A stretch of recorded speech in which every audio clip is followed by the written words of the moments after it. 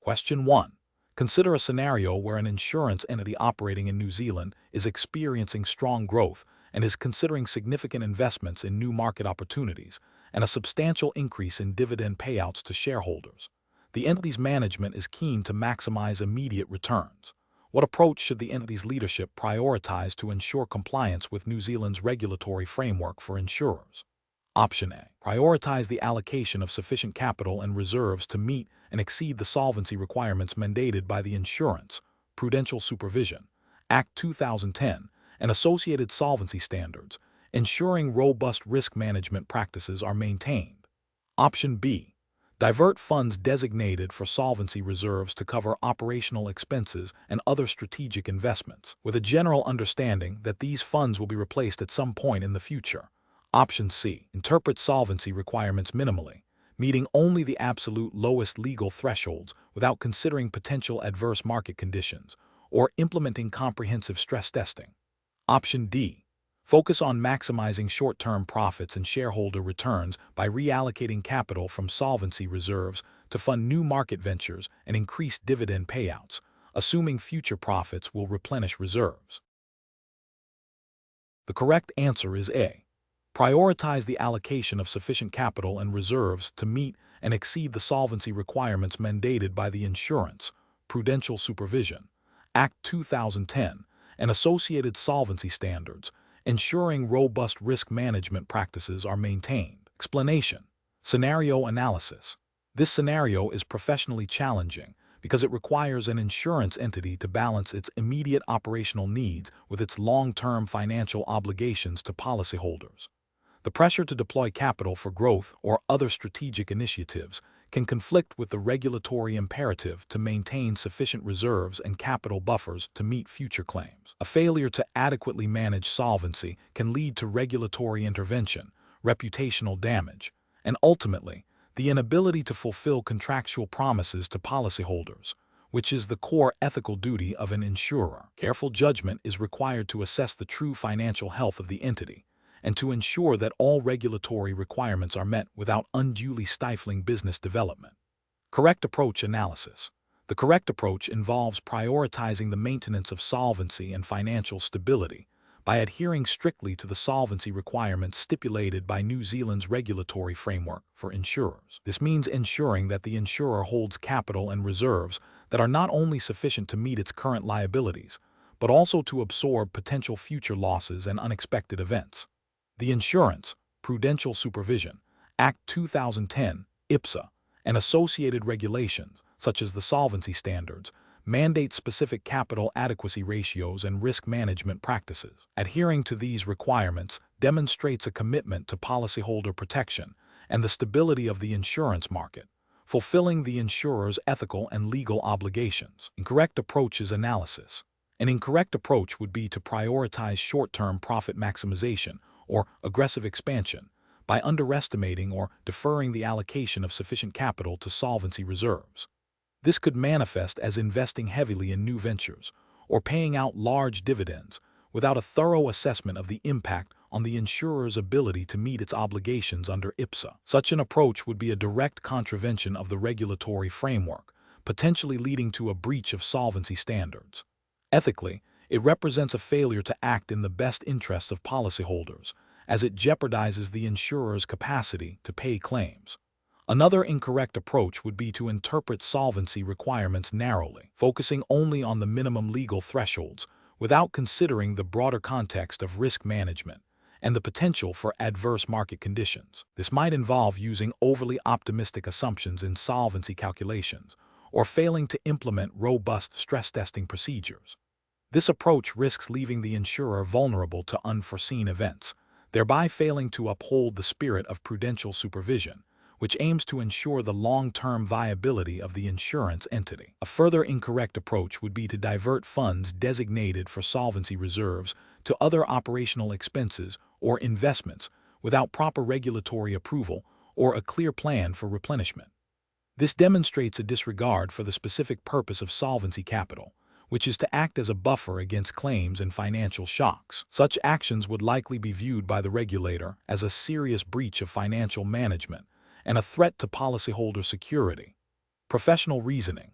Professionals in the insurance industry must adopt a decision-making framework that places regulatory compliance and policyholder protection at the forefront. This involves 1. Understanding and continuously monitoring the specific solvency requirements under New Zealand legislation, particularly IPSA and its associated standards. 2. Implementing robust internal risk management systems to identify, assess, and mitigate potential threats to solvency. 3. Regularly reviewing capital adequacy and reserve levels using conservative assumptions and stress testing scenarios. 4. Seeking expert advice when making significant financial decisions that could impact solvency. 5. Maintaining open and transparent communication with the regulator regarding financial health and any potential challenges. This proactive and compliance-focused approach ensures that the insurer operates ethically and legally, safeguarding the interests of its policyholders and contributing to the overall stability of the insurance sector. Question 2. System analysis indicates that an insured has lodged a claim for damage to their commercial property following a severe hailstorm. The policy contains a clause stating that damage caused by weather events is covered, unless the damage is a direct result of the insured's failure to take reasonable precautions to prevent loss.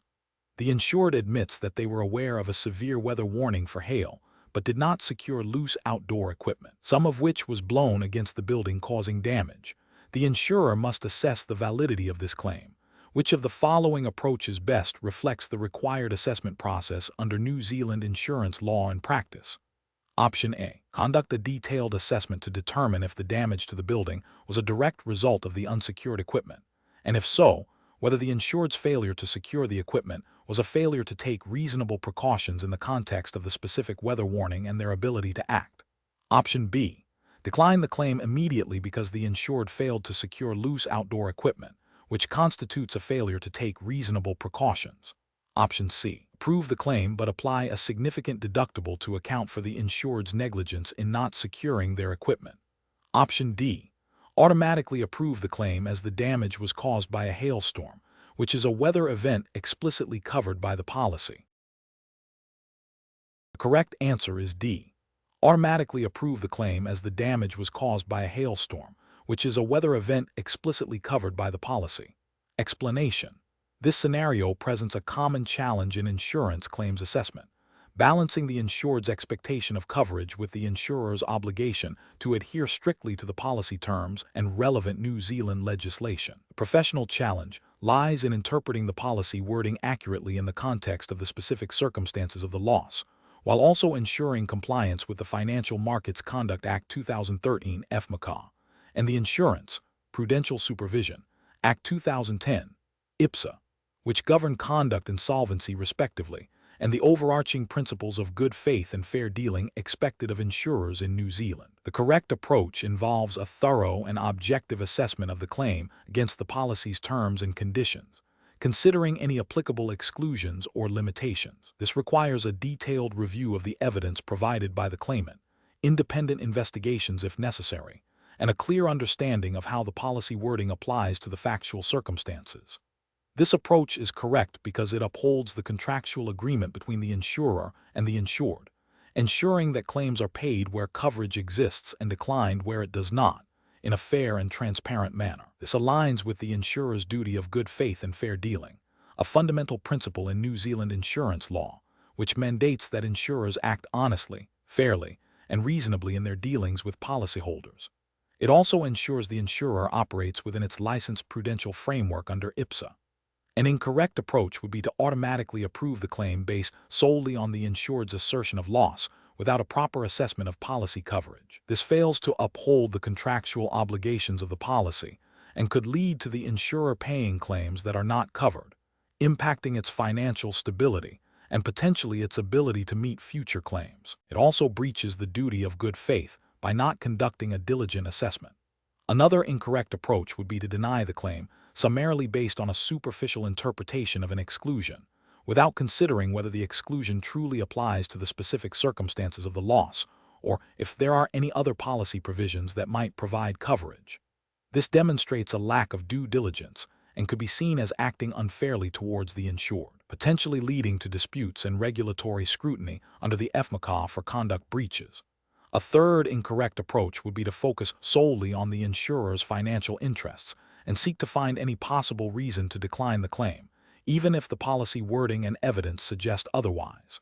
This directly contravenes the duty of good faith and fair dealing, which requires insurers to act in the best interests of their customers, where reasonable and consistent with the policy. The professional decision-making process for similar situations should involve a systematic and objective evaluation. This begins with understanding the insured's reported loss and the policy under which the claim is made. Next, gather all relevant information and evidence. Then, carefully interpret the policy wording, paying close attention to definitions, conditions, exclusions, and endorsements. Apply the gathered facts to the policy terms to determine coverage. Document the entire assessment process thoroughly, including the rationale for the decision. If there is ambiguity, seek clarification or expert advice. Finally, communicate the decision clearly and comprehensively to the insured, explaining the reasons for acceptance or denial, referencing specific policy clauses. Question 3. Market research demonstrates that consumers in New Zealand are increasingly seeking assurance that their insurance providers operate with the highest ethical standards and are well supported by industry best practices. In this context, an insurance professional is advising a client on the regulatory framework governing their insurer. Which of the following best describes the professional's responsibility regarding the role of the Insurance Council of New Zealand (ANZIIF) in relation to statutory regulation? Option A. The professional should clarify that while the ANZIIF promotes ethical conduct and industry best practices, adherence to New Zealand statutory laws and the directives of the Financial Markets Authority (FMA) are the ultimate legal obligations. Option B. The professional should explain that the ANZIIF's Code of Practice sets legally binding standards that supersede all other New Zealand insurance legislation. Option C. The professional should advise that the ANZIIF's role is solely to lobby government and has no bearing on the day-to-day conduct or ethical standards of insurance companies. Option D. The professional should highlight that the ANZIIF is the primary statutory regulator for the New Zealand insurance industry, responsible for issuing licenses and imposing fines. The correct answer is B. The professional should explain that the ANZIIF's Code of Practice sets legally binding standards that supersede all other New Zealand insurance legislation. Explanation. Scenario analysis. This scenario is professionally challenging because it requires an insurance professional to navigate the complex landscape of industry self-regulation and its interaction with statutory obligations in New Zealand. Understanding the distinct roles and limitations of industry bodies like the Insurance Council of New Zealand (ANZIIF) versus the direct authority of regulatory bodies is crucial for ensuring compliance and maintaining ethical standards. Misinterpreting these roles can lead to incorrect advice, potential breaches of conduct, and damage to both the professional's reputation and the industry's standing. Careful judgment is required to differentiate between guidance, advocacy, and legally binding requirements. Correct approach analysis. The correct approach involves recognizing that while the ANZIIF plays a vital role in industry advocacy, setting ethical guidelines, and providing a framework for dispute resolution, it does not possess statutory enforcement powers in the same way as a government regulator. The ANZIIF's Code of Practice, for instance, sets high ethical standards for its members, but breaches are typically handled through internal disciplinary processes or mediation, not direct legal penalties. Therefore, when a situation requires adherence to legally mandated consumer protection or financial services regulations, the professional must refer to and comply with the specific legislation and the directives of the Financial Markets Authority (FMA) as the primary regulatory body. The ANZIIF's role is complementary, offering best practice guidance and industry support, but it is not a substitute for legal compliance. Incorrect approach is analysis. An incorrect approach would be to assume that adherence to the ANZIIF's Code of Practice alone is sufficient to meet all regulatory obligations. This fails to acknowledge that the code is a voluntary industry standard, albeit a significant one, and does not supersede New Zealand's statutory laws, such as the Financial Markets Conduct Act 2013, which governs conduct in the financial services sector, including insurance. Relying solely on ANZIIF's guidance for legal compliance would expose the professional and their organization to potential breaches of law, regulatory sanctions from the FMA, and reputational damage. Another incorrect approach would be to believe that the ANZIIF has the authority to issue legally binding directives or penalties equivalent to those of a statutory regulator. The ANZIIF's influence stems from its membership and its ability to shape industry standards and practices, but it lacks the legal power to fine, suspend licenses, or impose other statutory sanctions. Acting as if the ANZIIF possesses such authority would be a misrepresentation of its role and could lead to misinformed decisions regarding compliance and dispute resolution. A further incorrect approach would be to dismiss the ANZIIF's influence entirely and focus only on statutory regulations. While statutory compliance is paramount, the ANZIIF's role in promoting ethical conduct, consumer confidence, and industry best practices is also important for the overall health and reputation of the insurance sector in New Zealand. Ignoring its guidance could lead to a less than optimal customer experience or missed opportunities for industry improvement, even if strictly legal. Professional reasoning. Professionals in the New Zealand insurance industry should adopt a tiered approach to understanding their obligations. Firstly, they must identify and strictly adhere to all relevant New Zealand legislation and regulatory requirements, primarily those overseen by the FMA. This forms the non-negotiable baseline of their conduct. Secondly, they should familiarize themselves with and strive to uphold the standards and guidelines set by industry bodies like the ANZIIF. These often represent best practices and contribute to a higher ethical standard and consumer trust. When there is a potential conflict or overlap, the statutory requirement always takes precedence. Professionals should maintain a clear understanding of the distinct mandates of regulatory bodies and industry associations to provide accurate advice and ensure compliant operations. Question 4. Risk assessment procedures indicate a potential for increased customer dissatisfaction due to recent policy changes. An insurer needs to ensure its complaint handling process is robust and compliant with New Zealand regulations. Following an internal review of a customer's complaint regarding these policy changes, the insurer has determined that, while the policy change was applied correctly according to the policy wording, the customer remains unhappy with the outcome and feels the change was unfair. What is the most appropriate next step for the insurer to take to ensure compliance with New Zealand's regulatory framework for complaints and dispute resolution? Option A. Advise the customer that, while the internal review found the policy was applied correctly, the insurer will offer a small ex gratia payment to appease them, and no further action is required. Option B. Clearly explain to the customer that the internal review has been completed. The insurer stands by its decision based on the policy wording, and provide them with clear information on how to escalate their complaint to Financial Services Complaints Limited, FSCL, within the stipulated timeframe. Option C. Inform the customer that the internal review has concluded and the decision is final, without mentioning any external dispute resolution options. Option D. Suggest the customer seek legal advice independently, as the insurer has completed its internal review and cannot offer further assistance. The correct answer is C. Inform the customer that the internal review has concluded and the decision is final, without mentioning any external dispute resolution options. Explanation. Scenario analysis. This scenario presents a professional challenge because it requires an insurance provider to navigate a customer's dissatisfaction while adhering to New Zealand's regulatory framework for complaints and dispute resolution. The challenge lies in balancing the need for efficient internal resolution with the customer's right to escalate their concerns externally, all while maintaining compliance with the Financial Services Complaints Limited, FSCL scheme, and the principles of good conduct expected of financial service providers. Mismanaging this process can lead to reputational damage, regulatory scrutiny, and financial penalties. Correct approach analysis.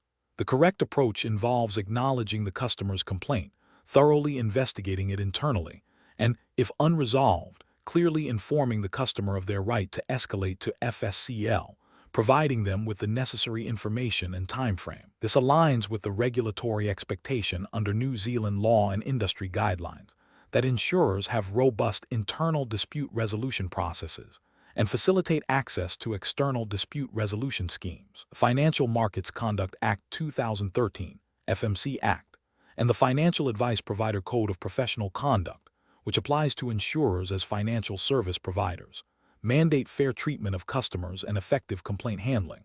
Providing clear information about FSCL demonstrates transparency and upholds the customer's right to access an independent dispute resolution service, as envisioned by the regulatory framework. Incorrect approach is analysis, an approach that delays or obstructs the customer's access to FSCL by failing to provide clear information or imposing unreasonable internal review periods is a regulatory failure. This contravenes the spirit and letter of the FMC Act, which promotes fair conduct and access to dispute resolution. It also fails to meet the ethical obligation of treating customers fairly and with respect, an approach that dismisses the complaint without a thorough internal investigation, or that offers a superficial resolution without addressing the customer's core concerns, is also professionally unacceptable. This demonstrates a lack of due diligence and a failure to uphold the insurer's responsibility to investigate and resolve complaints fairly. Can lead to the customer feeling unheard and undervalued, increasing the likelihood of escalation and potential regulatory action for poor conduct.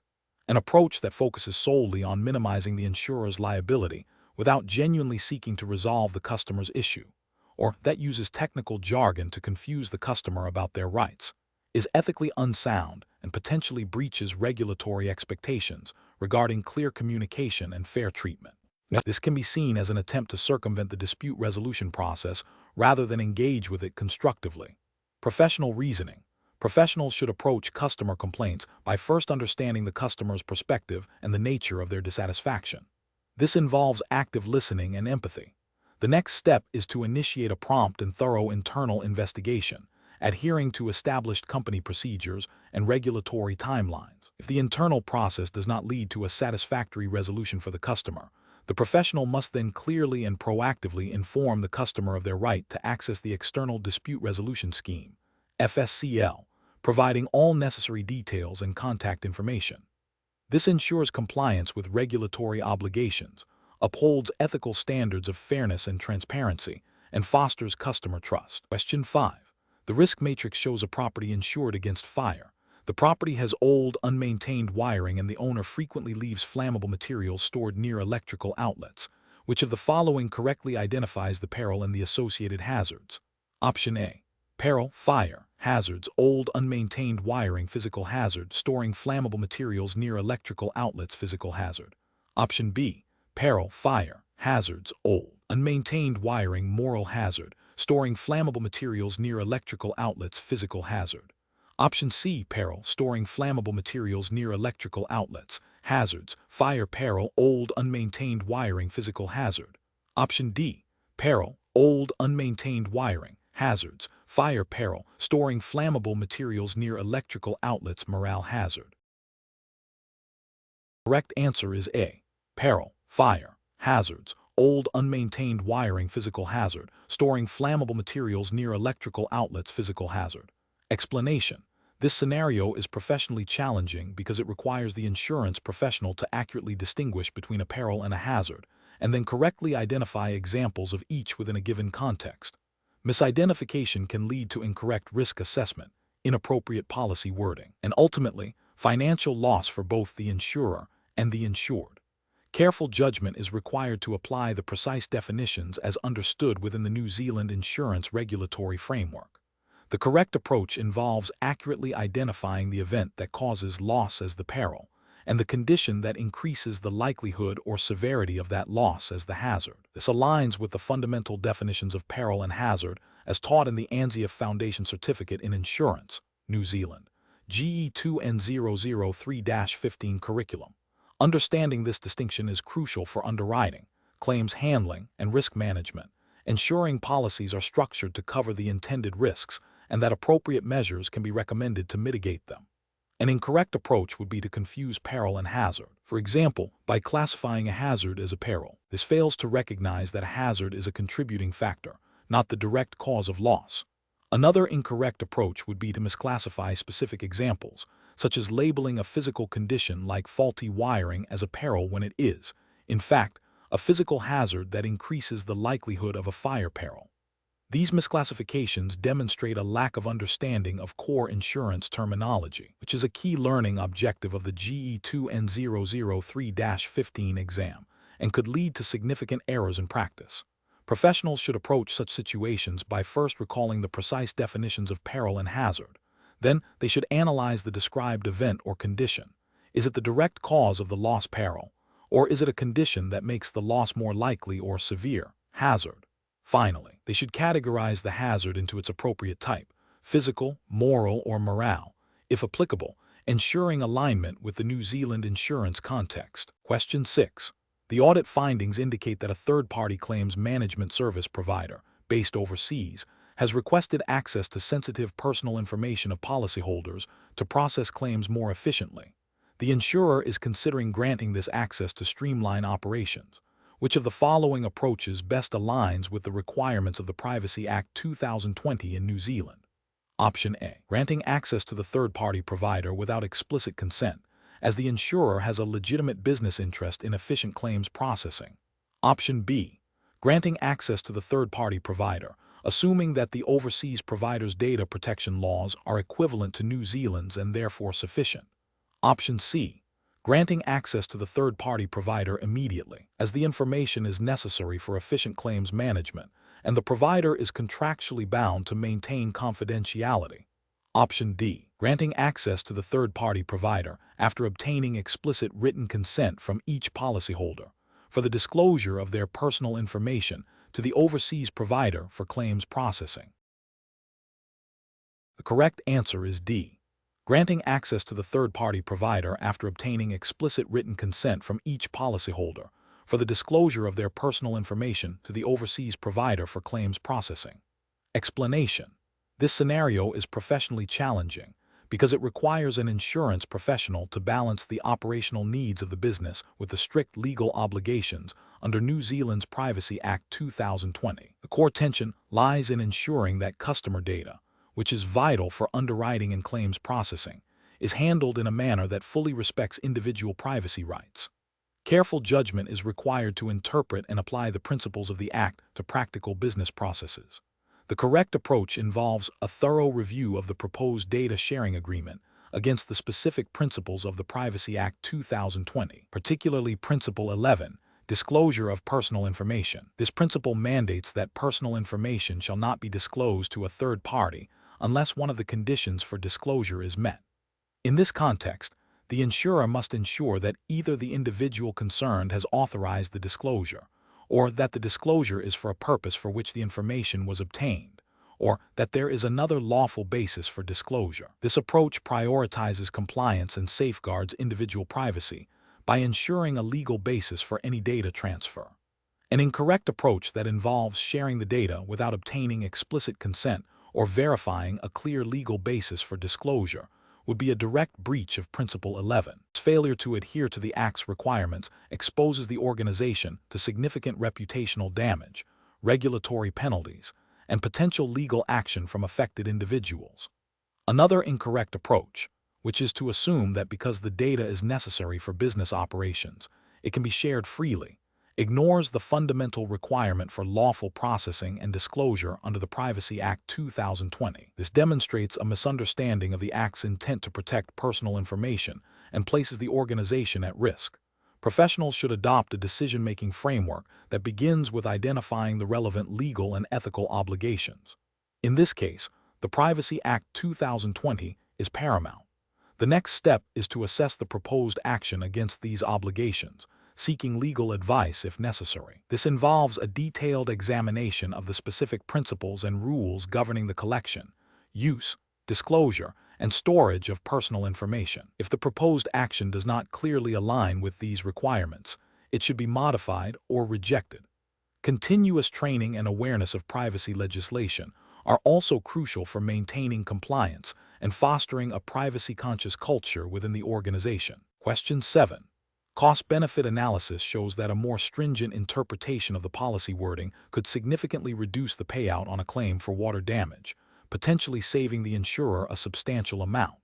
However, the customer, an elderly individual with limited understanding of insurance contracts, has provided evidence suggesting the damage was a direct result of a gradual leak that was not immediately apparent. The insurer is considering denying the claim based on a policy exclusion for gradual damage, despite the customer's assertion that they took reasonable steps to address the issue once discovered.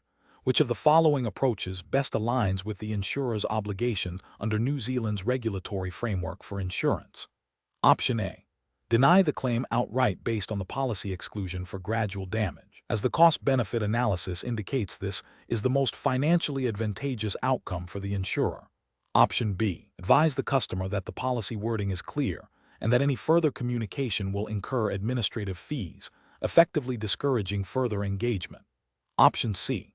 Conduct a thorough investigation into the cause and extent of the damage, considering the customer's explanation and the spirit of the Consumer Guarantees Act and the Fair Insurance Code, and offer a fair resolution that reflects the insurer's obligations. Option D. Offer a partial payout that is significantly less than the assessed repair costs, justifying it as a goodwill gesture while still adhering to the cost-benefit analysis favoring a reduced payout. The correct answer is A. Deny the claim outright based on the policy exclusion for gradual damage, as the cost-benefit analysis indicates this is the most financially advantageous outcome for the insurer. Explanation: this scenario is professionally challenging because it requires an insurance professional to balance commercial interests with consumer protection obligations under New Zealand law. The insurer's desire to minimize payouts must be weighed against their statutory duties to act fairly and transparently, particularly when dealing with a vulnerable customer. Careful judgment is required to ensure compliance with the Fair Insurance Code, the Consumer Guarantees Act, and the Contract and Commercial Law Act, all of which are designed to protect consumers and ensure fair dealings. The correct approach involves prioritizing the customer's rights and entitlements under the relevant legislation. This means thoroughly investigating the claim, providing clear and understandable communication, and offering a fair resolution that aligns with the spirit and letter of the law. Specifically, it requires the insurer to act in good faith, provide information in a timely manner, and ensure that any decision made is justifiable and not based on an overly narrow interpretation of policy terms that would contravene consumer protection principles. This approach is ethically sound and legally compliant, upholding the insurer's reputation and fostering trust with policyholders. An incorrect approach would be to focus solely on the cost-saving aspect of the claim, potentially by delaying the investigation, misinterpreting policy clauses to the detriment of the customer, or providing misleading information. Such actions would likely breach the Fair Insurance Code's requirements for fair treatment and transparency. Furthermore, deliberately withholding information or making decisions that are not in line with the customer's reasonable expectations under the Consumer Guarantees Act would be a failure. Relying on technicalities in the Contract and Commercial Law Act to avoid legitimate obligations without considering the overarching duty of good faith would also constitute a significant regulatory and ethical failure. Professionals should approach such situations by first identifying the customer's rights and the insurer's obligations under all applicable New Zealand legislation. They should then gather all relevant facts impartially, communicate transparently with the customer, and consider the claim from both a commercial and a consumer protection perspective. The decision-making process should involve seeking internal guidance if necessary, and always erring on the side of fairness and compliance when in doubt. Question 8. Strategic planning requires a thorough understanding of the foundational principles of insurance.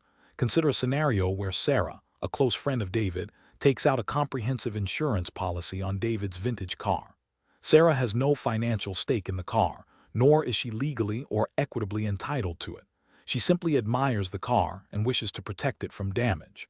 Based on New Zealand insurance law, what is the status of Sarah's insurance policy on David's car? Option A. The policy is valid because Sarah is a close friend of David. Option B. The policy is voidable because Sarah lacks insurable interest in the car. Option C. The policy is valid because Sarah has a general interest in the well-being of David's possessions. Option D. The policy is valid because Sarah has a genuine interest in the preservation of the car. The correct answer is D. The policy is valid because Sarah has a genuine interest in the preservation of the car.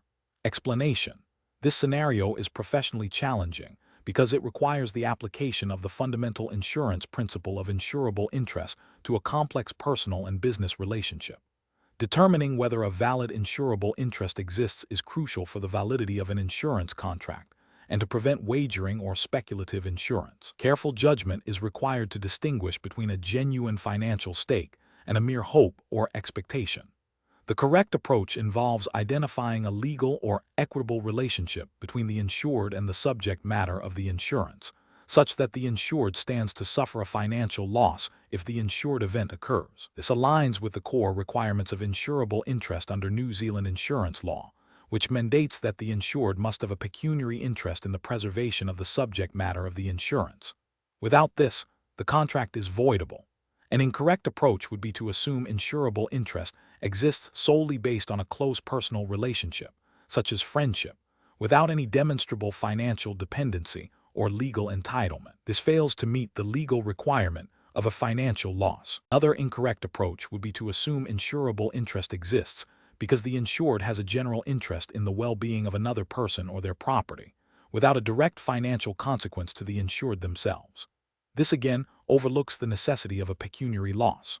Finally, assuming insurable interest exists because the insured is involved in the business where the loss might occur, without a direct financial stake in the specific asset or outcome being insured, is also incorrect.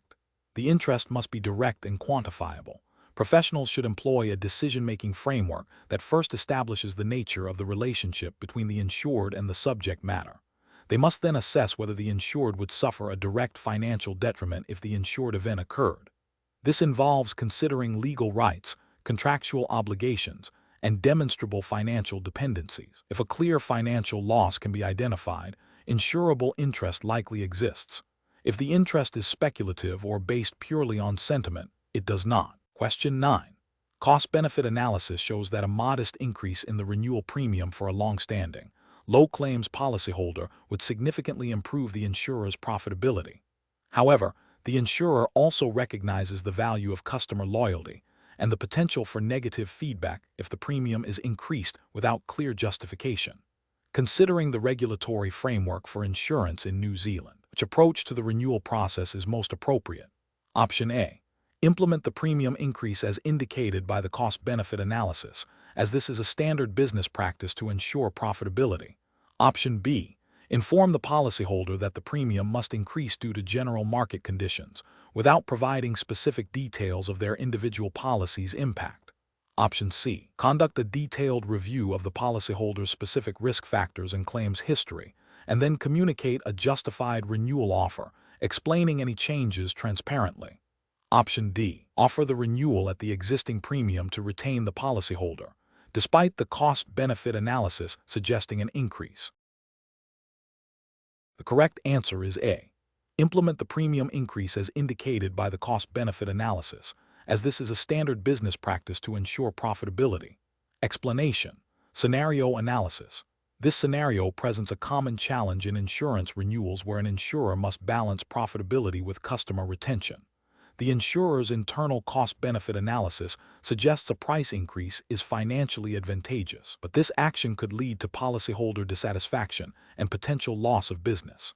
The professional challenge lies in navigating this tension, ensuring that renewal terms are not only commercially viable, but also fair, transparent, and compliant with New Zealand insurance regulations, particularly concerning the duty of good faith. The insurer must consider the impact of their decisions on the policyholder's reasonable expectations and the long-term sustainability of the business relationship. Correct approach analysis. The correct approach involves a thorough review of the policyholder's claims history, the overall risk profile, and market conditions, alongside the insurer's cost-benefit analysis. This holistic assessment allows for a renewal offer that is justified by the specific circumstances of the policyholder and the insurer's operational costs. Transparency in communicating the reasons for any changes in renewal terms, especially premium increases, is crucial. This aligns with the principles of good faith and fair dealing expected of insurers under New Zealand law, which requires them to act honestly, fairly, and reasonably in their dealings with policyholders. The Financial Markets Conduct Act 2013 FMC Act and the Insurance Prudential Supervision Act 2010 IPSA underpin these obligations, emphasizing consumer protection and market integrity. Incorrect approaches analysis. Implementing a blanket premium increase solely based on the internal cost-benefit analysis, without considering the individual policyholder's circumstances or providing clear justification, would be an ethically and regulatorily unsound approach. This could be perceived as unfair and a breach of the duty of good faith. It fails to acknowledge the policyholder's loyalty and risk profile, potentially leading to adverse selection if only high-risk clients remain. Another incorrect approach would be to maintain the current premium despite rising costs and increased risk, purely to retain the policyholder. While seemingly customer-friendly in the short term, this can lead to underpricing of risk, eroding profitability, and potentially jeopardizing the insurer's financial stability, which is contrary to the prudential obligations under IPSA. Failing to communicate the rationale behind any renewal terms, particularly price adjustments, would also be a significant ethical and regulatory failure. Lack of transparency erodes trust and can lead to policyholder disputes, contravening the spirit of fair dealing and the requirements for clear communication in financial services. Professional reasoning. Professionals should adopt a decision-making process that prioritizes a balanced approach. This involves 1. Understanding the insurer's financial objectives and risk appetite. 2. Thoroughly assessing the individual policyholder's risk profile and claims history. 3. Researching current market rates and competitor offerings. 4. Applying relevant New Zealand regulatory requirements, particularly the duty of good faith and consumer protection provisions. 5. Developing renewal terms that are commercially sound, justifiable, and transparent. 6. Communicating these terms clearly and proactively to the policyholder, explaining any changes and the reasons behind them. 7. Being prepared to negotiate within reasonable parameters, demonstrating a commitment to a fair outcome. Question 10. Quality control measures reveal a recent claim where a vessel, while at sea, sustained significant damage due to a storm, rendering it inoperable and requiring substantial repair costs. The policy in question is a marine insurance policy, which specific type of marine insurance coverage is primarily intended to address the loss or damage to the vessel itself in this scenario. Option A, marine property insurance. Option B, hull insurance. Option C, freight insurance. Option D, cargo insurance. The correct answer is B, hull insurance. Explanation. Scenario analysis.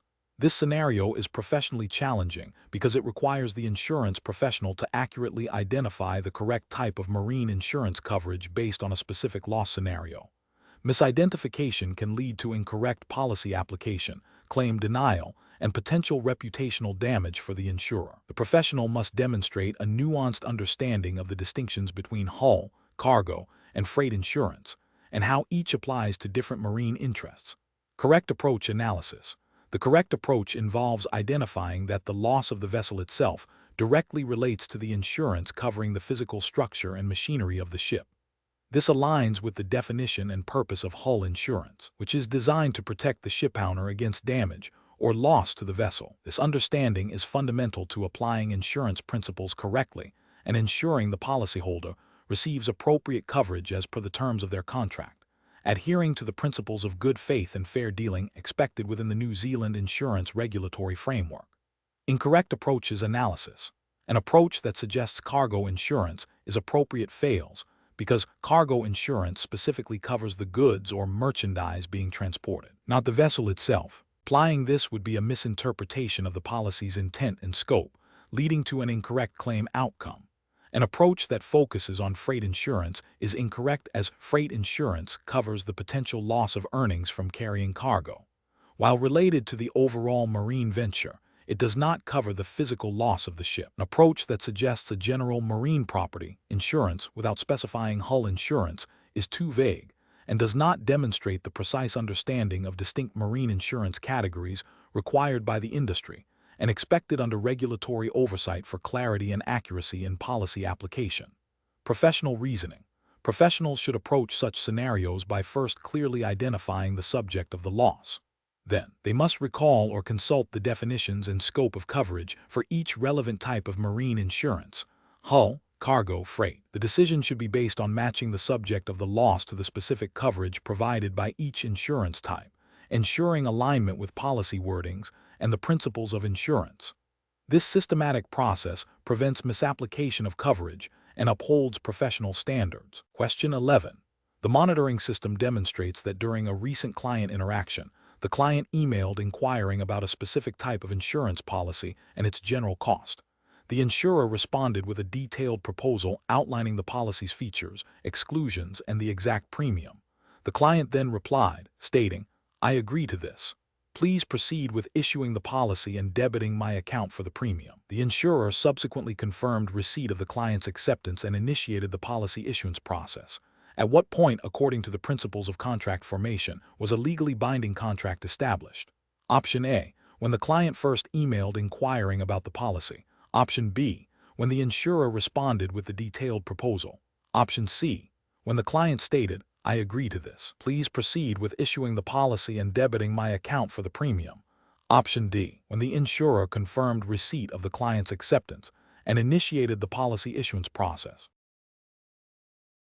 The correct answer is A, when the client first emailed inquiring about the policy. Explanation: this scenario is professionally challenging because it requires the insurance professional to identify the precise point at which a legally binding contract is formed, distinguishing between preliminary discussions and a definitive agreement. Misinterpreting these elements can lead to significant legal and financial repercussions for both the insurer and the client, including disputes over coverage and potential claims for breach of contract. Careful judgment is required to apply the principles of contract formation to the specific facts presented. The correct approach involves recognizing that a valid contract is formed when all essential elements are present: offer, acceptance, consideration, intention to create legal relations, and capacity. In this case, the client's clear statement of intent to purchase the specific policy at the quoted premium, coupled with the insurer's confirmation of that intent and the agreement to exchange the premium for coverage, signifies a binding agreement. This aligns with the principles of contract law as understood within New Zealand, where an offer, once unequivocally accepted, creates a binding obligation, provided there is also consideration, the premium for the coverage, and the parties have the legal capacity to enter into such an agreement and intend to be legally bound. An incorrect approach would be to consider the initial email exchange as the formation of a contract.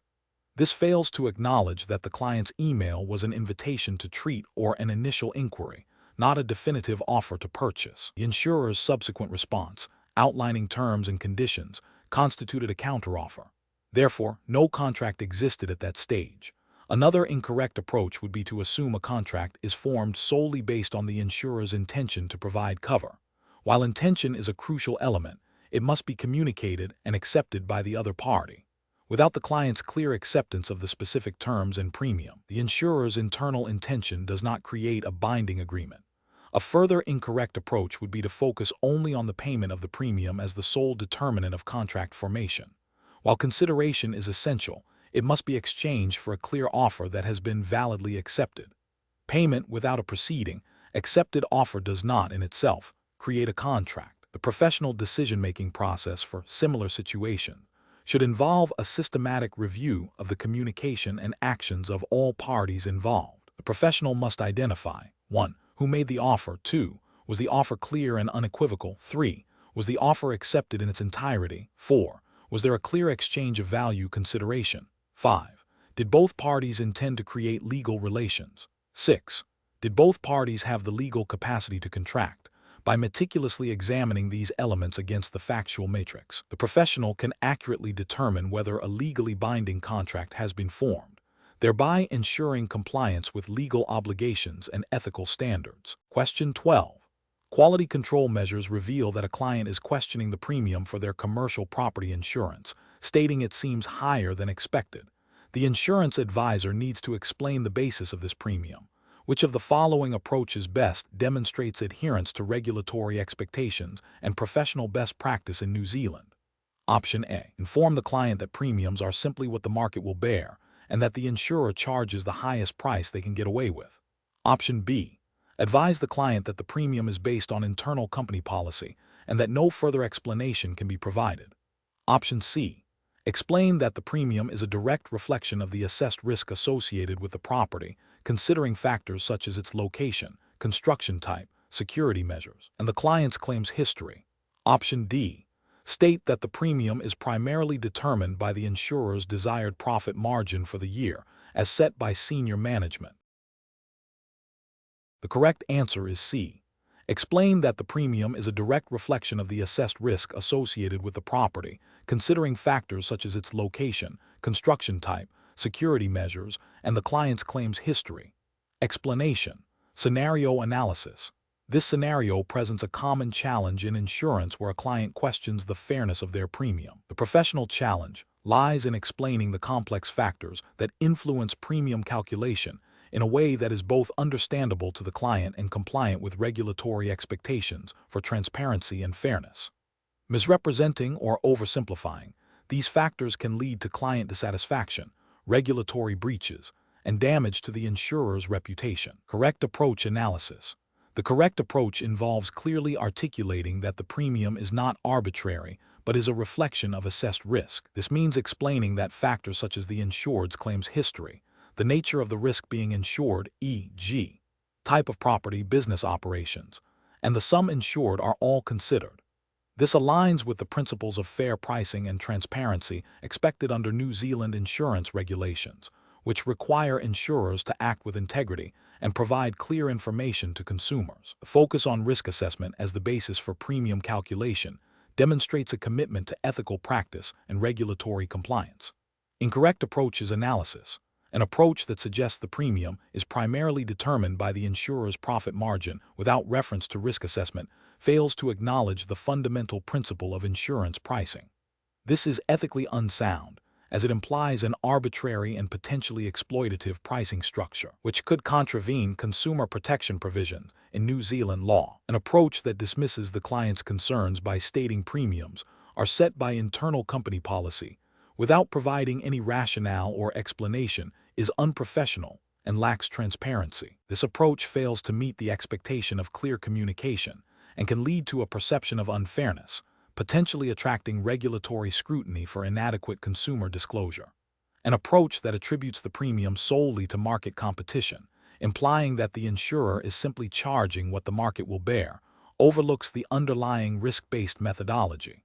While market forces play a role, the core of premium calculation must be grounded in the insurer's assessment of the likelihood and potential cost of claims, as mandated by sound insurance practice and regulatory oversight in New Zealand. Professional reasoning. Professionals should approach client queries about premiums by first actively listening to and acknowledging the client's concerns.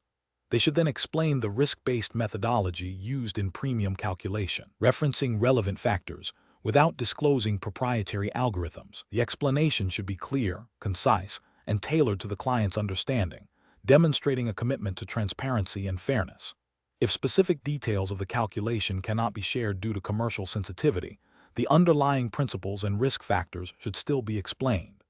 Escalation to a supervisor or specialist may be appropriate if the query is complex or requires detailed actuarial explanation. Question 13. Governance review demonstrates that an insurer has paid a claim to its policyholder for damage caused by a third party. The policyholder has indicated a reluctance for the insurer to pursue subrogation against this third party due to a long-standing business relationship. The insurer is now considering its options regarding subrogation. Which of the following represents the most appropriate course of action for the insurer to take, considering New Zealand regulatory requirements and insurance principles? Option A. The insurer should proceed with pursuing subrogation against the third party, but engage with the policyholder to explain the process and explore any potential impact on their relationship, seeking to mitigate any negative consequences. Option B. The insurer should pursue the third party for the full extent of the damage, regardless of the amount paid by the insurer. To maximize recovery, Option C. The insurer should inform the policyholder that their reluctance to pursue subrogation is irrelevant and proceed with legal action against the third party without further consultation. Option D. The insurer should immediately abandon its subrogation rights to avoid any potential conflict with the policyholder and preserve the policyholder's business relationship. The correct answer is A. The insurer should proceed with pursuing subrogation against the third party, but engage with the policyholder to explain the process and explore any potential impact on their relationship, seeking to mitigate any negative consequences. Explanation. This scenario is professionally challenging because it requires an insurer to balance its legal right to recover losses with its ethical obligations to its policyholder and the third party involved. The insurer must navigate the complexities of subrogation, ensuring its actions are both legally sound and fair, particularly when the policyholder might have a pre-existing relationship with the at-fault party, or when the recovery amount could significantly impact the third party.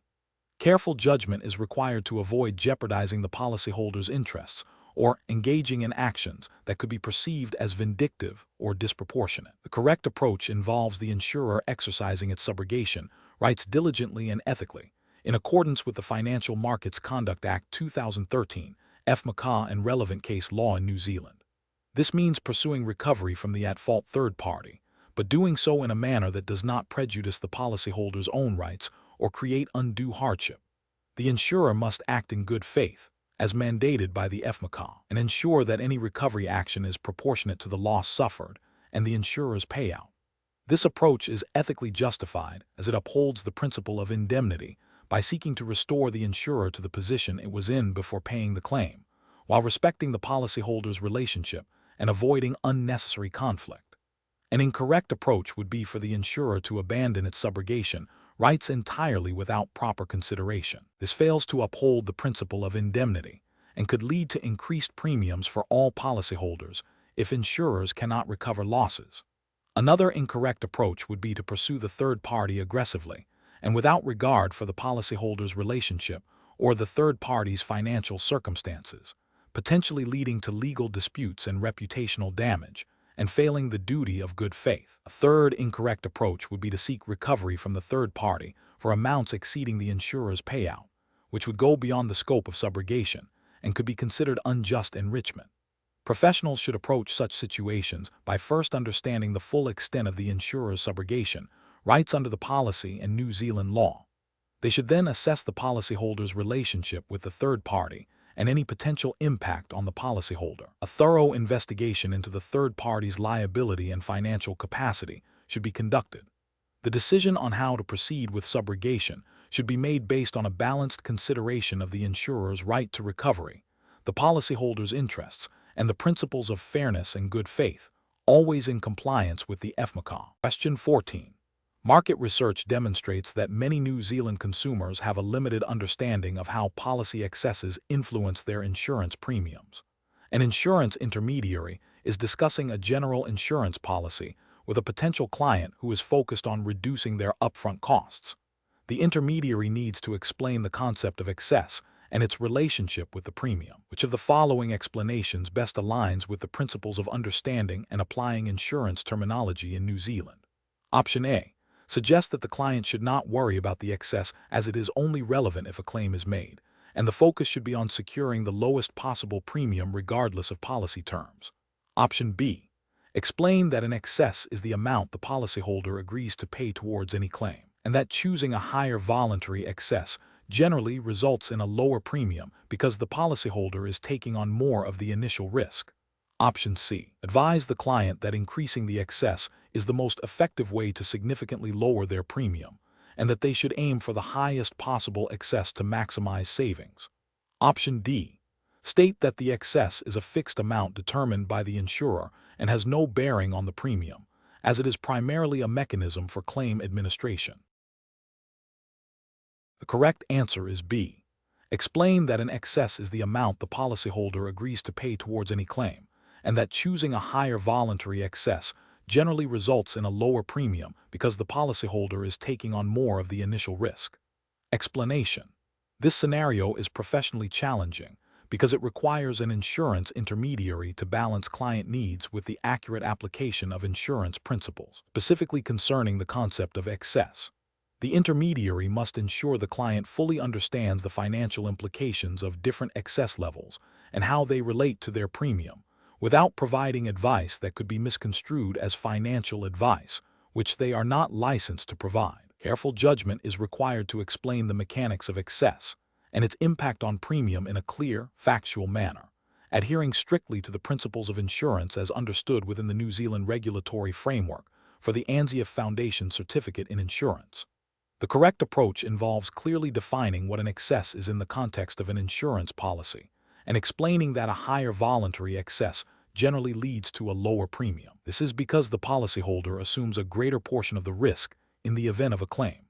This approach is professionally sound and ethically justifiable, as it educates the client on a fundamental aspect of their insurance policy and its cost drivers, aligning with the requirement to apply insurance terminology accurately as per the GE2 N003-15 exam syllabus. It empowers the client to make an informed decision about their policy terms and cost. An incorrect approach would be to suggest that a higher excess is always better for the client, without explaining the trade-off with premium. This fails to provide a balanced perspective and could lead to a client choosing an excess level they cannot afford to pay in the event of a claim, creating financial hardship. This also misrepresents the relationship between excess and premium, potentially misleading the client. Another incorrect approach would be to focus solely on the premium reduction without adequately explaining the increased financial responsibility the client takes on with a higher excess. This omission can lead to a client misunderstanding their financial exposure during a claim, which is a failure in clear communication and accurate application of insurance terminology. A further incorrect approach would be to avoid discussing the excess altogether, assuming the client understands it. This is a failure to proactively educate the client on a critical policy feature and its impact on both cost and risk, thereby not fulfilling the duty to ensure the client understands the insurance product. The professional decision-making process for similar situations should involve 1. Identifying the core insurance concept in question, in this case, excess and its impact on premium. 2. Recalling and applying the precise definition and implications of this concept as understood within the New Zealand insurance context. 3. Communicating this information factually and clearly to the client, ensuring they understand the relationship between risk, cost, and their financial responsibility. 4. Avoiding any language that could be interpreted as financial advice, sticking strictly to the explanation of insurance product features. Question 15. The audit findings indicate that a commercial property insurance policy was recently renewed for a retail business located in a coastal region of New Zealand. The policy was renewed based on the previous year's coverage, with no specific review of the property's current risk profile or the potential impact of recent weather pattern changes in the area. Which approach to property insurance coverage determination is most aligned with professional best practice and regulatory expectations in New Zealand? Option A. Assume that the previous year's coverage is still adequate for the commercial property, as the business operations and property characteristics have not significantly changed. Option B. Recommend the most extensive and costly commercial property insurance package available to ensure maximum protection, regardless of the specific identified risks.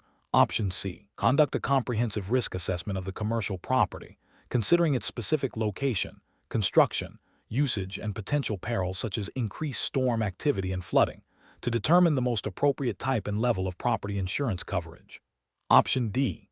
Base the coverage decision solely on the property's insured value from the previous year, assuming this accurately reflects current replacement costs and risk exposure. The correct answer is C. Conduct a comprehensive risk assessment of the commercial property, considering its specific location, construction, usage, and potential perils such as increased storm activity and flooding, to determine the most appropriate type and level of property insurance coverage. Explanation. This scenario is professionally challenging because it requires an insurance professional to move beyond simply identifying property types and delve into the nuanced application of risk assessment principles within the context of New Zealand's regulatory framework for insurance. The challenge lies in correctly applying the concept of risk assessment to determine appropriate coverage, rather than making assumptions or relying on outdated information. Careful judgment is required to ensure that the proposed insurance solutions are both compliant with regulatory expectations and ethically sound, providing adequate protection without overinsuring or underinsuring. The correct approach involves a thorough risk assessment that considers the specific nature of the property, its location, its intended use, and potential hazards. This aligns with the principles of prudent underwriting and the general duty of care expected of insurance professionals in New Zealand. By conducting a detailed risk assessment, the professional can accurately identify potential perils and vulnerabilities, leading to the selection of appropriate property insurance types and coverage levels that reflect the actual risk exposure. This proactive and analytical approach ensures that the insurance policy accurately reflects the risk and meets the client's needs, adhering to the spirit of fair dealing and responsible insurance practices, as implicitly expected under the Financial Markets Conduct Act 2013, FMC Act, which governs conduct in the financial services sector, including insurance. An incorrect approach would be to assume that standard fire insurance is sufficient for all commercial properties without further investigation. This fails to acknowledge that commercial properties can face a wider array of risks beyond fire, such as natural disasters, earthquakes, floods, storms, accidental damage, theft, and business interruption, Relying on a generic assumption without a specific risk assessment could lead to inadequate coverage, leaving the business vulnerable to significant financial losses not covered by the policy. This would be a failure in the duty of care and potentially a breach of the FMC Act's conduct obligations, which require financial advice providers to act in the best interests of their clients. Another incorrect approach is to recommend the most comprehensive and expensive policy available without a tailored risk assessment. While this might seem like a safe option, it is not professionally sound, as it may lead to the client paying for coverage they do not need, representing a misallocation of resources and potentially a breach of the client's best interests. The FMC Act's conduct provisions emphasize providing advice that is suitable for the client, and this includes not recommending unnecessary products. Finally, an incorrect approach would be to base coverage recommendations solely on the property's age or perceived value without considering current market conditions, replacement costs, or specific risk factors. Property insurance is about covering the risk of loss or damage, and this requires a dynamic assessment that goes beyond static attributes. Failing to do so could result in underinsurance or overinsurance, both of which are detrimental to the client and reflect a lack of professional diligence. The professional decision-making process for similar situations should involve a structured approach. First, understanding the client's specific property and business operation. Second, identifying all potential risks relevant to that property and its location in New Zealand. Third, evaluating the likelihood and potential impact of these risks. Fourth, determining the most appropriate types of property insurance, e.g., fire, house, commercial property, and specific endorsements and coverage levels to mitigate these risks. And fifth, clearly communicating the rationale for the recommended coverage to the client, ensuring they understand what is and is not covered. This process ensures compliance with regulatory expectations for responsible conduct and ethical client service. Question 16.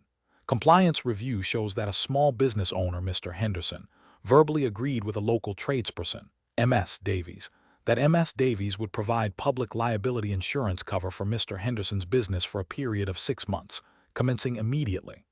The terms of the cover were discussed, including the sum insured and the premium, and Mr. Henderson paid the agreed premium upfront. No formal policy document was issued at the time of the agreement. Mr.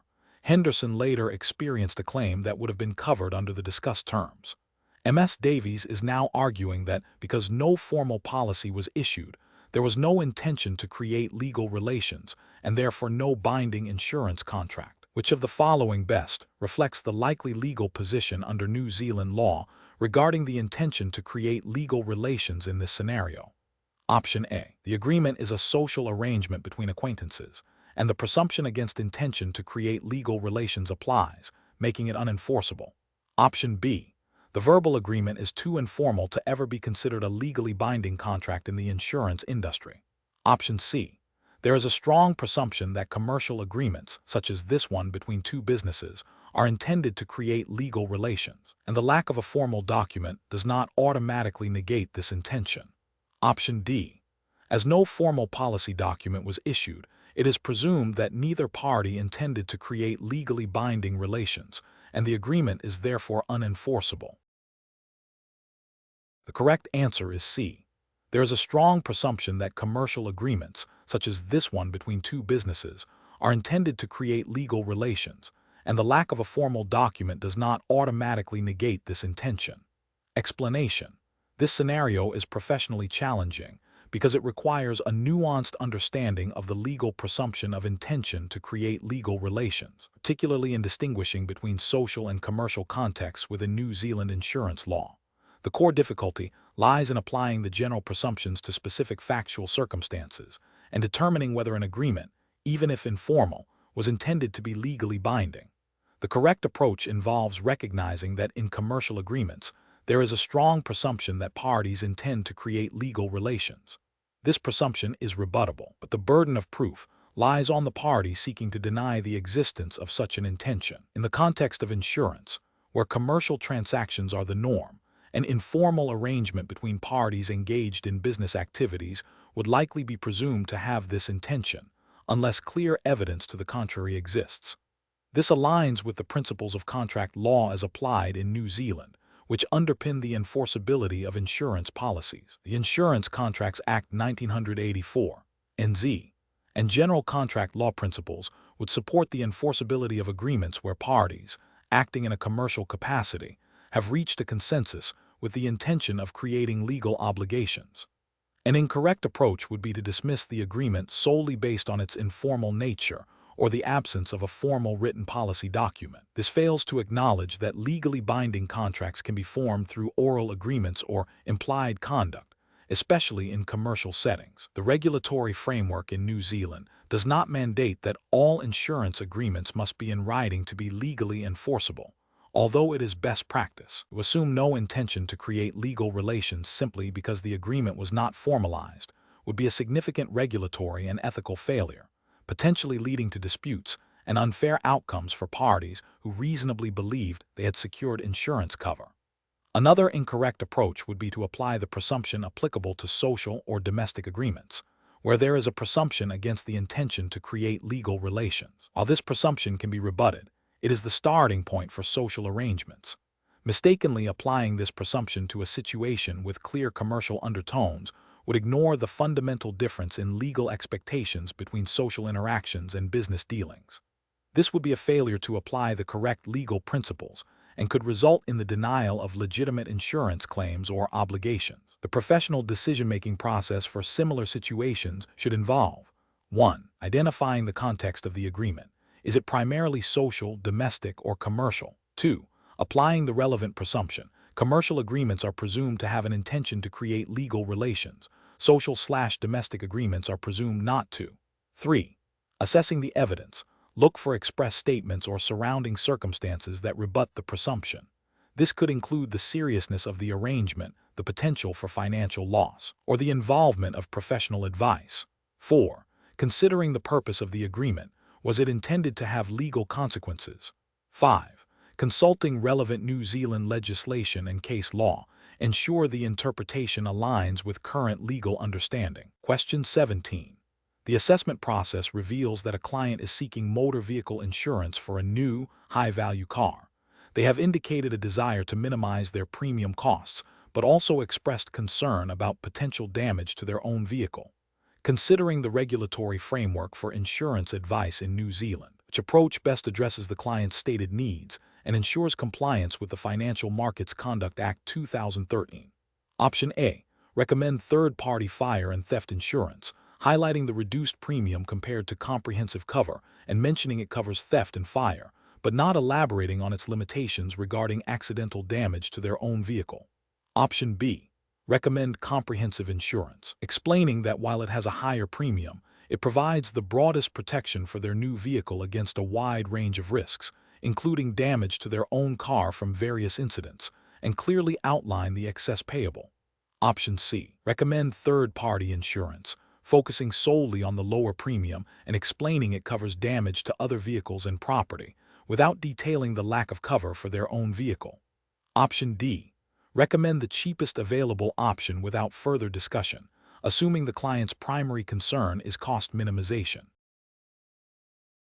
Correct answer is B. Recommend comprehensive insurance, explaining that while it has a higher premium, it provides the broadest protection for their new vehicle against a wide range of risks, including damage to their own car from various incidents, and clearly outline the excess payable. Explanation.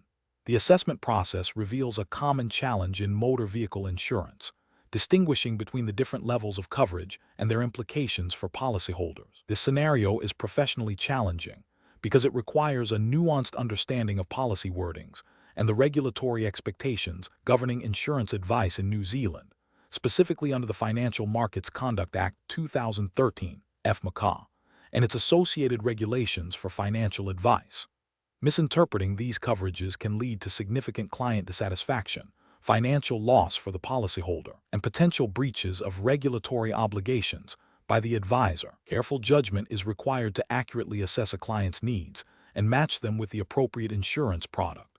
The correct approach involves accurately identifying and explaining the core differences between comprehensive, third-party, and third-party fire and theft insurance, and then recommending the option that best aligns with the client's stated needs and risk appetite, while also ensuring the client understands the limitations of the chosen cover. This aligns with the FMCA requirement for financial advice to be suitable and in the client's best interests. Specifically, An advisor must gather sufficient information about the client's vehicle, usage, and financial situation to make a well-informed recommendation. The advisor must also clearly articulate what is covered, and crucially, what is not covered under each policy type, thereby fulfilling their duty of care and transparency obligations. An incorrect approach would be to assume the client automatically wants the cheapest option without exploring their needs, or to recommend a policy without fully explaining its limitations. For instance, recommending only third-party insurance without highlighting that it does not cover damage to the client's own vehicle, even if caused by another party, would be a significant regulatory failure. This fails to ensure the advice is suitable and in the client's best interests, potentially exposing the client to unforeseen financial burdens. Another failure would be to recommend comprehensive cover without understanding if the client's vehicle's age or value warrants such extensive protection, leading to potentially unnecessary premium costs for the client. Recommending third-party fire and theft without clarifying that it excludes damage from collisions not involving a third party also represents a failure to provide clear and accurate information. Professional reasoning in such situations should follow a structured decision-making process. First, actively listen to and understand the client's specific circumstances, vehicle, and financial priorities. Second, clearly explain the features, benefits, and limitations of each relevant motor vehicle insurance type, comprehensive, third-party fire and theft, in plain language, referencing the policy documents. Third, assess the suitability of each option against the client's needs and risk tolerance. Finally, provide a clear recommendation, ensuring the client comprehends the chosen cover and its implications, and document the advice provided. Question 18. What factors determine the appropriate remedy for a consumer when an insurance product or service fails to meet the guarantees provided under the Consumer Guarantees Act 1993 in New Zealand? Option A. The extent to which the product or service failed to meet the standards of reasonable care and skill or was not fit for purpose, and the nature of the loss suffered by the consumer. Option B. The consumer's ability to demonstrate negligence on the part of the insurer beyond the statutory guarantees. Option C. The availability of alternative products or services that the consumer could have purchased instead. Option D. The insurer's internal claims handling guidelines and the cost of providing a full remedy to the consumer. The correct answer is A. The extent to which the product or service failed to meet the standards of reasonable care and skill or was not fit for purpose, and the nature of the loss suffered by the consumer. Explanation. This scenario presents a professional challenge because it requires an insurance professional to balance the insurer's commercial interests with the consumer's statutory rights under the Consumer Guarantees Act 1993, CGA. The insurer may be inclined to offer a less favorable resolution to minimize costs, while the consumer is entitled to specific remedies for breaches of the CGA. Careful judgment is required to ensure compliance with the law and maintain ethical conduct. The correct approach involves recognizing that the insurer has a legal obligation to provide a remedy that aligns with the guarantees provided under the CGA. This means assessing whether the product or service failed to meet the standards of reasonable care and skill, or was not fit for purpose. If a breach is identified, the insurer must offer a remedy that is proportionate to the failure, which could include repair, replacement, or a refund, as stipulated by the CGA. This approach is ethically sound and legally compliant, ensuring the consumer's rights are upheld and fostering trust in the insurance industry.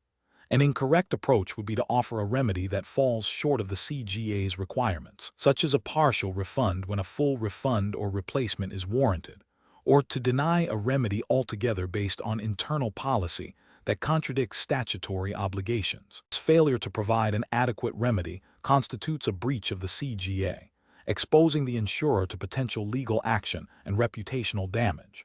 Another incorrect approach is to delay the resolution process unnecessarily, which can be seen as an attempt to frustrate the consumer's legitimate claim and is contrary to the spirit of consumer protection legislation. Professionals should adopt a decision-making framework that prioritizes understanding the consumer's rights under the CGA.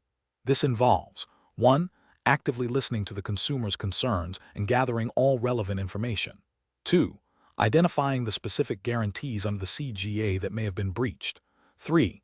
Evaluating the evidence to determine if a breach has occurred. 4. determining the appropriate remedy in accordance with the CGA, considering the nature and severity of the breach. 5. Communicating the proposed resolution clearly and transparently to the consumer, explaining how it aligns with their rights. Question 19. Examination of the data shows that a client has lodged a claim for a significant loss to their business premises. It is discovered that the client holds two separate insurance policies covering the same business premises and the same type of loss, one with insurer X for $500,000 and another with insurer Y for $750,000. The total loss has been assessed at $400,000. What is the most appropriate approach for the insurers to handle this claim under New Zealand insurance principles? Option A.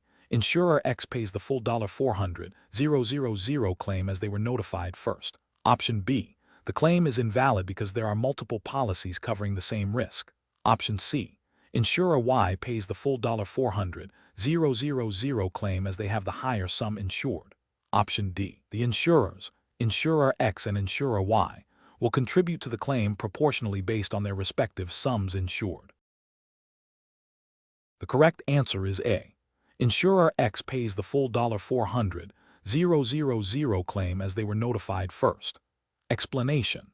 This scenario presents a professional challenge because it requires the application of the principle of contribution in a situation where multiple insurance policies cover the same risk and the insured has made a claim. The challenge lies in ensuring that the insured is not overcompensated and that each insurer contributes its fair share according to the terms of their respective policies and the principle of indemnity. Careful judgment is required to navigate the complexities of overlapping coverages and to apply the principle of contribution accurately, adhering to New Zealand insurance law and industry best practices. The correct approach involves applying the principle of contribution to determine each insurer's liability. This principle, rooted in the concept of indemnity, states that if an insured has more than one policy covering the same risk and they claim for a loss, the insurers will share the cost of the claim proportionally. This ensures the insured is indemnified for their loss but not placed in a better financial position. In New Zealand, this is underpinned by the general principles of insurance law and the expectation that policies will operate in a way that prevents unjust enrichment. The correct approach would involve assessing the total sum insured across all policies, determining the proportion of the loss each policy is responsible for based on its sum insured relative to the total sum insured, and then requiring each insurer to pay that proportion of the claim. This aligns with the fundamental insurance principle of indemnity and prevents the insured from profiting from a loss. An incorrect approach would be to pay the full claim from a single insurer, regardless of other existing policies. This fails to uphold the principle of contribution and would result in the insured being overcompensated, violating the principle of indemnity. It also unfairly burdens one insurer with the entire cost of a loss that should be shared. Another incorrect approach would be to ignore the existence of multiple policies and settle the claim based solely on the policy presented first, without investigating other potential coverages. This demonstrates a lack of due diligence and a failure to adhere to the legal and ethical obligations to apply the principle of contribution. A further incorrect approach would be to arbitrarily divide the claim amount equally among all insurers without considering the respective sums insured or the proportion of risk each policy covers. This disregards the established method for calculating contribution and can lead to an inequitable distribution of the claim cost. Professional decision-making in such situations requires a systematic approach. First, identify all relevant insurance policies covering the insured risk. Second, determine the total sum insured across all policies. Third, ascertain the amount of the loss. Fourth, calculate each insurer's proportionate share of the loss based on their sum insured relative to the total sum insured. Finally, communicate clearly with all parties involved, including the insured and the other insurers, to ensure a fair and equitable settlement that upholds the principle of indemnity and the principle of contribution. Question 20. When evaluating a claim for water damage to a residential property, what is the most appropriate approach for an insurance assessor in New Zealand to determine policy coverage and the extent of the loss? Option A. Conduct a thorough review of the policy wording, including all endorsements and exclusions, and gather objective evidence to assess the cause and extent of the damage against the policy terms. Option B. Prioritize the insured's account of events and interpret policy clauses broadly to ensure customer satisfaction. Option C. Focus on identifying any potential policy exclusions that could be used to deny the claim, regardless of the evidence presented. Option D. Immediately approve the claim based on the insured's distress and the apparent severity of the water damage, deferring detailed policy review until after payment. The correct answer is B. Prioritize the insured's account of events and interpret policy clauses broadly to ensure customer satisfaction. Explanation. This scenario presents a professional challenge because it requires an insurance assessor to balance the insured's expectation of coverage with the insurer's contractual obligations as defined by the policy wording and relevant New Zealand legislation. The assessor must navigate potential ambiguities in the policy, the insured's interpretation of events, and the factual evidence to determine if a valid claim exists and to what extent it is covered. This requires a thorough understanding of insurance principles, policy interpretation, and the regulatory environment governing insurance in New Zealand, specifically the Financial Markets Conduct Act 2013 FMCA and the Insurance Prudential Supervision Act 2010 IPSA, as they relate to fair conduct and solvency, and the overarching principles of good faith and transparency expected of insurers. The correct approach involves a systematic and objective assessment of the claim against the policy terms and conditions, supported by evidence. This means meticulously reviewing the policy schedule, wording, and any endorsements to understand the scope of cover, exclusions, and conditions precedent to liability. The assessor must then gather all relevant information pertaining to the loss, including the insured statement, third-party reports, expert opinions, and any other supporting documentation. The validity of the claim is determined by whether the loss falls within the insured perils and is not subject to an exclusion. The extent of loss is then quantified based on the policy limits, deductibles, and the actual damage or financial impact. This methodical process ensures compliance with the duty of disclosure and fair conduct obligations under the FMCA, promoting consumer protection and maintaining the integrity of the insurance market. An incorrect approach would be to make a decision based solely on the insured's narrative, without independent verification. This fails to uphold the insurer's responsibility to assess claims fairly and accurately, potentially leading to an unwarranted payout or an unfair denial of a valid claim. Such an approach risks breaching the duty of good faith and fair dealing, which is a fundamental principle in New Zealand insurance law. Another incorrect approach is to apply a broad interpretation of the policy to favor the insured without considering the precise wording and intent of the contract. While empathy is important, insurance contracts are legally binding agreements, and their terms must be applied as written. Overly generous interpretations can lead to adverse selection and financial instability for the insurer, ultimately impacting all policyholders. This approach can also lead to disputes and regulatory scrutiny regarding the insurer's adherence to policy terms. A third incorrect approach is to focus solely on the insurer's financial interests and to seek reasons to deny the claim, even if the evidence supports coverage. This demonstrates a lack of good faith and can result in a breach of the insurer's obligations under the FMCA. Insurers are expected to act with honesty and fairness in their dealings with customers. The professional decision-making process for similar situations should involve a structured approach. First, thoroughly understand the policy and the insured circumstances. Second, gather and objectively evaluate all available evidence. Third, apply the policy terms and conditions to the facts. Fourth, consult with relevant internal or external experts if necessary. And finally, communicate the decision clearly and transparently to the insured, providing reasons for the outcome. This process ensures that decisions are well-founded, compliant with regulatory requirements, and uphold ethical standards.